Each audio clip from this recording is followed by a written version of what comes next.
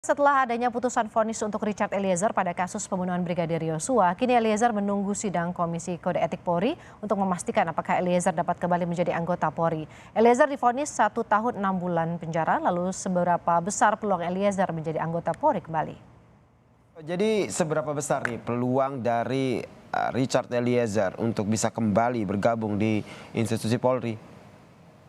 Kalau menurut saya ya sangat besar sekali peluangnya bisa kembali.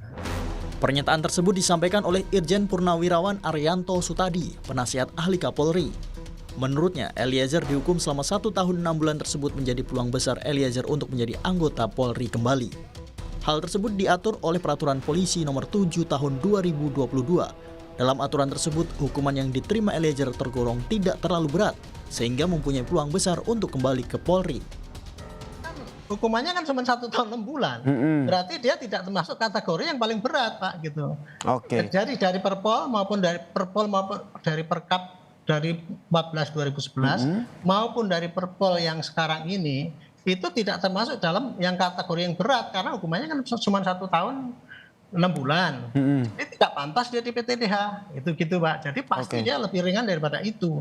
Berarti kalau mengacu pada pasal Perpol 7 tahun 2022 ini kemungkinan besar Richard Eliezer bisa kembali untuk menjadi anggota Polri. PTDH, tidak ada PTDH begitu. Kan dia kan belum di ini. Tidak Dia kan vonis. belum diponis. Betul. Kemudian kalau mengacu pada peraturan pemerintah nomor 1 tahun 2003 tentang pemberhentian dengan tidak hormat dilakukan kepada anggota Polri bila dipidana penjara tanpa batasan waktu, ini berarti sudah tidak berlaku lagi, Pak. Mohon koreksiannya ini.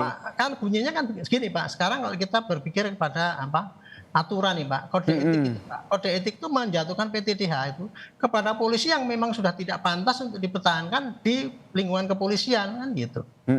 Ya kan, PTDH berarti itu orang itu pasti punya niat jahat, karakternya jelek, jahat, bohong, tidak jujur dan sebagainya, sehingga dia tidak pantas lagi ditaruh di polisi sehingga dia harus keluar. Itu logikanya, Pak, begitu.